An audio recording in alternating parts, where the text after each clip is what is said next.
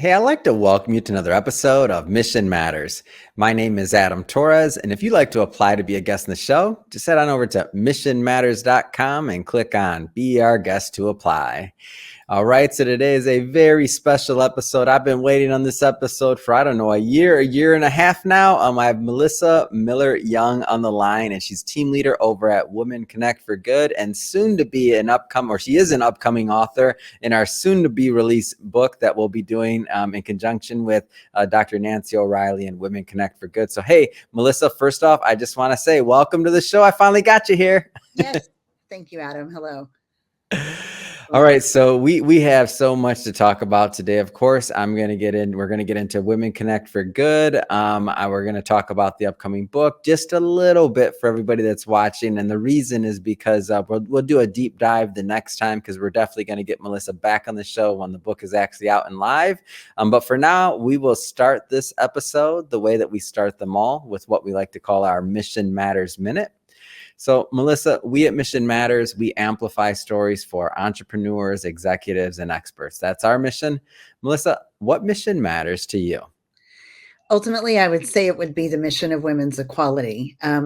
What I'm doing right now in the scope of my work with Women Connect4Good is, the foundation is committed to increasing women's empowerment and achieving gender equality. Operating with a single mission: women supporting women and men supporting women. Yeah. And that is without exclusion. And I feel so fortunate that my personal mission aligns with my professional work. And yeah, it's good to have you here. And I think where I want to start this interview, because I don't know the story. How did you and Dr. Nancy meet? Like, where'd all this begin, like, for you? Well, it was 2014. I was brought on just to do some freelance work for the foundation. And it was a referral, network. And it was a referral, and I applied for the gig, and I got it. And that was 2014. And then over time, different projects, different events, I got to know Dr. Nancy better. And when the team leader announced her retirement in 2018, I put in for the job. And so I was growing in my position, and then I was able to step into this one. It's amazing. And what was I want to stick in the early days a little bit longer, because I know all the great things that are happening now. And we're going to talk about that, of course, like lots of updates, but I want to stay in the early days a little bit longer. Okay. Like, as you were just starting to get, used to and just start to understand whether it was Women Connect4Good, like what stuck out to you? Like, if we can stay in the early days, like, what stuck out to where you're like, this is going to be a significant part of my life. This isn't just another gig or a job or something else. Like, what stuck out? Really everything. I mean, the message, the mission. My background is in journalism. And so I always wanted to get the stories that mattered, and that kind of reminded me why I did it. And everything that we did felt like it mattered. Everything that we did felt like it had a potential impact. And prior to this, when it was, before this gig, which just turned into a dream job, if I got the story that mattered, it was like, okay, this is why I did this. And it was kind of a reminder. But with Women Connect4Good, every story, every project moved us forward just a little bit, moved the needle just a little bit more. And I feel like the needle just started moving further and faster over these last few years. And that's what's been so rewarding about it, is that every project mattered. Every project, kind of pulled those heartstrings and resonated with me personally at a very deep level. And so, some people wake up and go to work, and I get to do this. Yeah. And one of the things that, I find very interesting about organizations just in general, is that, when you meet the figurehead, so in this case, Dr. Nancy, and when you meet the person that's the face of it, of course, they many times can have magnetism in a certain thing. There's a reason why they are who they are and where they're at. That's a given. But, normally when you kind of go behind the scenes in an organization, that's when you can really see what's going on. And what was so interesting to me in the beginning, and kind of what drew me in, the magnetism was, Of course, Dr. Nancy's amazing, but it was also your excitement, like your excitement. And I was like, I mean, I remember we'd have these random like Friday afternoon, or it'd be whatever, and you'd just be so happy and so excited. And you'd be giving me updates about just what's going on, or what's going on in Washington, what's going on here, what's going on there. And I'd look at the clock, and it's at 30 minutes, 40 minutes past, and we're just catching up on and we're excited about all the change in the movement. What keeps you motivated? Like, what keeps you so excited? What keeps you so engaged? Like, what's the Well, I mean, I think that the issues surrounding women's equality are becoming increasingly urgent, and our work is becoming increasingly important. And so that desire to make a difference is really what drives me, and to be able to work with this incredible team that we've built, and to work with Dr. Nancy and our organizational partners and friends. I mean, that's what keeps me motivated. I wake up and I think I come to the office and I think, how is this my life? I mean, I love what we're doing, and I feel that it's important. And so that's what keeps me going. And it's a decade of work already now that you've been obviously, laying brick by brick. This stuff doesn't happen overnight, but maybe just talk about some of the current events and some of the current things that are happening, whether it's with the ERA coalition or otherwise. But let's bring the audience kind of just up to speed to what's going up present day in some of our conversations. All right, great. Well, last year was a big year for Women Connect for Good, and we were in DC several times. The second time I was there, well, the first time we were there, it was for the National Women's History Museum. They had their big launch of their first physical exhibit. Dr. Nancy serves on their board and believes very strongly in the fact that our stories need to be, women's stories are often omitted from history books. And so it's a passion and a an important project for her. Well, for all of us. And then we were there for Tiffany Schlain with dendrofeminology. And that was a big event at the National Mall. And that was exciting. And we met a lot of really incredible people there that we've been able to connect with further, and have on, Nancy's podcast, and just really get to know their work and start amplifying their messaging too. And then as part of that, we met Zakiya Thomas with the ERA Coalition. So then we were back in December to march on the 100th anniversary of the ERA, because it's hard to believe that it's been 100 years. And still is not ratified into the Constitution. So that was a big year. And then, of course, we've got a book project with you with Mission Matters, and we've got another book that we've been working on that will also be released in the summer. So we've got a lot of balls in the air, and it's been something else to for one thing, I've been educated much more on the topic as I've been covering this and working with with Women Connect for Good, over the last year and a half, and I've had the privilege of bringing Zakiya onto the show, and also Tiffany, who you mentioned, and Gloria, and just all these amazing leaders and figures that have been all working towards this goal of women equality. And one of the recent events that you invited me to, and Dr. Nancy, was to the State of the Women in California. And when I think about that content and that information and getting that out, like about equality and about pay and about the difference and the cost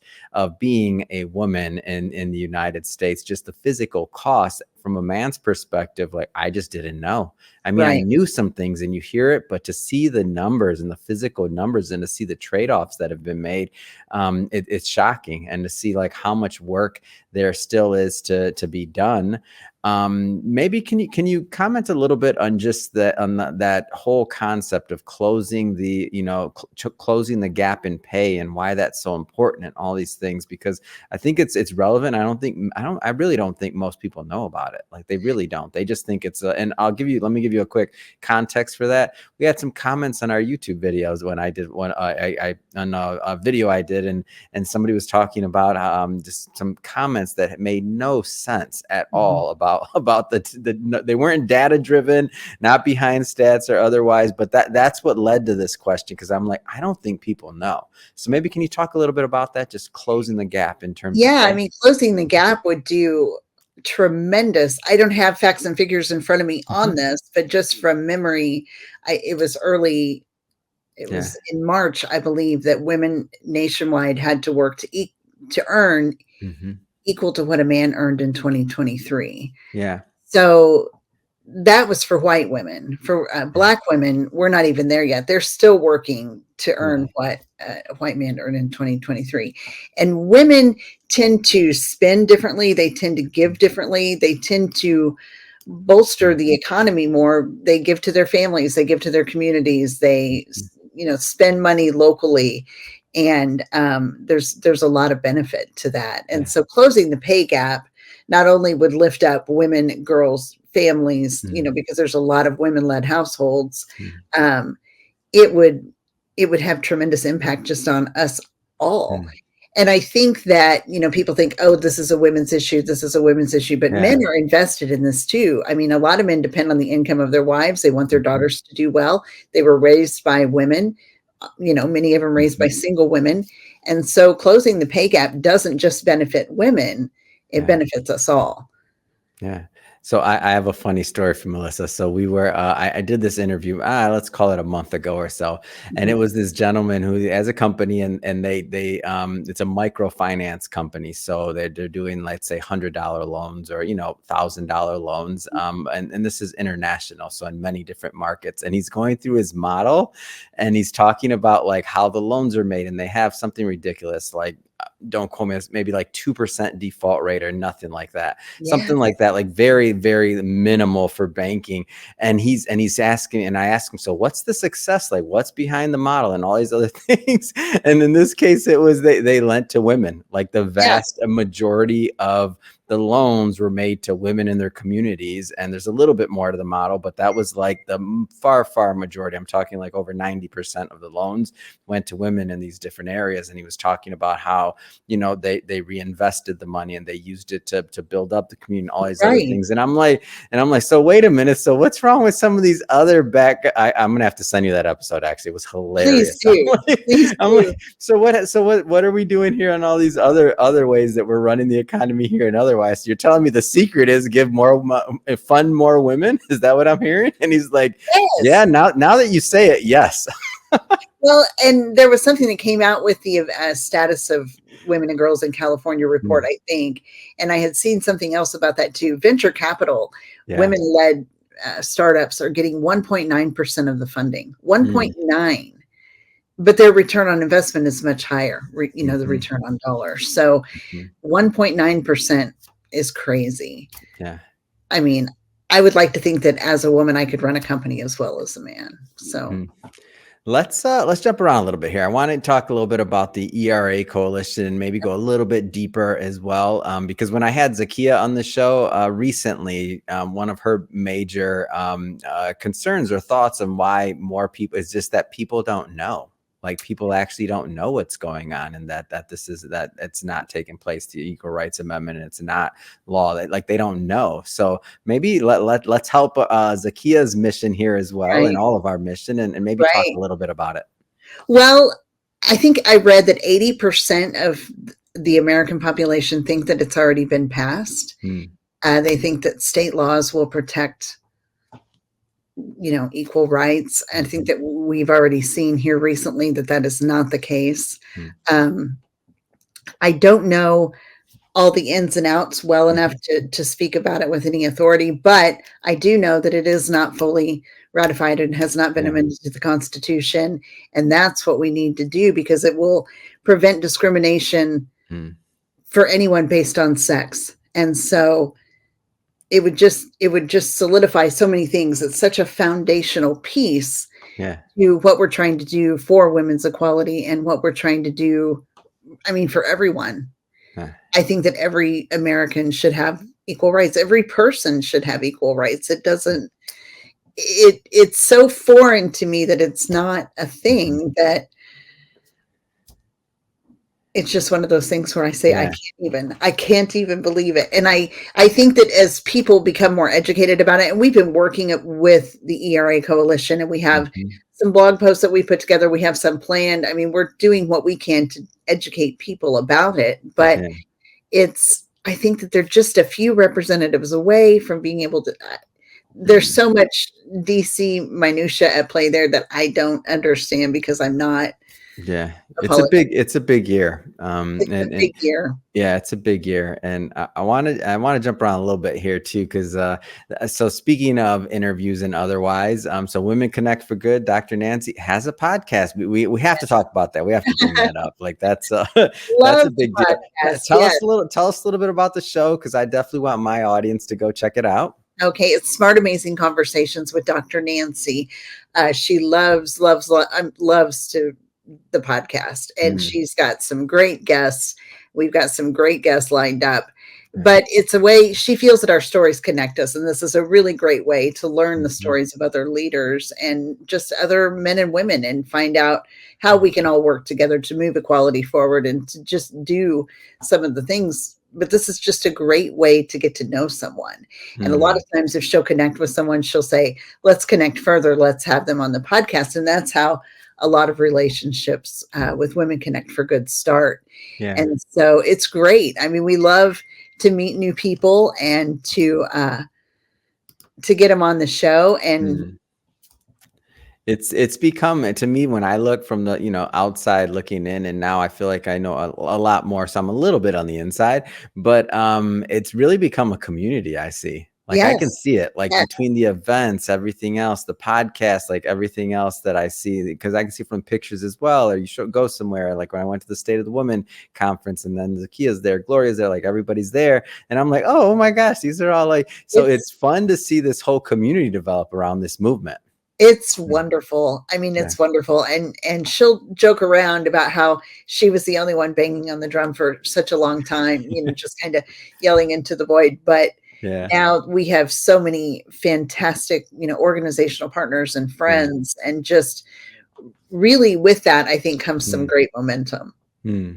So I'm going to keep it high level on this question intentionally, Melissa. But we got a book that we're coming out with We together, and do. you're definitely a big part of that, and all the hard work you've put in assembling, bringing the authors together, as well as Dr. Nancy, and doing the legwork as well. And you're of course an author. We're going to keep it high level here. Okay. High level. We're not going to do too many spoilers. What are some of the things that you hope to present or write in the upcoming book? I hope that everyone can find a story that they identify with. I mean, we have Mm, put together a group of just incredible women leaders, but the fact is all of these women leaders are women. Like, mm, we all have the same struggles. We all have families that we're concerned about, issues that we're concerned about, things that we mhm. want to move forward. And I hope that every person that reads it finds a story that says, I can identify with that, or I Mm, can get behind that. I also think that it's a great way for readers to learn about not just Women Connect for Good and what we mhm. do, but what these incredible contributors do as well. I mean, Yeah. my heroes are involved in this project, some big, mighty heroes. And it's exciting to me to know that Mhm. my community will pick up the book and read it and learn about their Mhm. stories. Yeah. Yeah. It's amazing. And it's one of those projects that as it started to unfold and started to come together, like, and I'm reading those things. We're still in the editing process, but as they start to come across my desk and I'm reading them, and I'm just reading like one after another. I'm like, wow, wow, wow. like it's I amazing know. to see it build. It's a lot of fun. It's amazing. It's so exciting. And I think it's the perfect group, Yeah. the perfect group of it's so complementary what this person is doing and what that person is doing. Hmm. They're working towards the same goal. And Yeah. it's just, like I said, these are my heroes, and I'm so excited to see it come together. I know everyone jokes around that I'm easily excitable, but I'm really excited about No, this. this is something big. Like this could not happen without Women Connect for Good and all the work that everybody's put into this. So it is exciting. Well, Melissa, I have to say it has been, so much fun having you on the show. If somebody's listening to this or watching this and they want to learn more about Women Connect for Good and to connect with, Dr. Nancy's podcast, like the whole thing, like how do people follow? Go to drnancyoreilly.com. Okay. Sign up for the newsletter. That's a great way to stay in the know. We also have, you can go to liftwomenup.com. Mhm. Liftwomenup.com is our Lift Women Up campaign. It's one of the things that we do every year. Mhm. Basically, what it is you sign up for, to be part of the campaign. You get an email every Monday morning. There's no cost. It's a great resource. And all it is a thing to make you be a good human. Like, do something nice for yourself. Do something to support another woman in the workplace. Do something to support another woman in the community. They're quick, easy action items, and we love it. And we've had great over the years. It just keeps growing and growing. So it's a lot of fun. But those two ways, best ways to learn about us. If you have questions, feel free to reach out. I'm the receiver of the website emails, and so people will get me first, and I'll see what I can do to help. That's amazing. Well, thank you again. And to everybody that's watching, if this is your first time with Mission Matters or listening to an episode, we're all about bringing on mission-based individuals to share, their mission, why they do what they do, like what makes them tick and wake up in the morning and want to go out into the world and make a difference. If that sounds interesting or fun or exciting to you, we welcome you. Hit that subscribe button. This is a daily show. Each and every day we have new episodes for you, and we don't want you to miss a thing. Melissa, thank you so much, and looking forward to having you back on the show when the book's out and live. Okay, I appreciate everything. Thank you, Adam.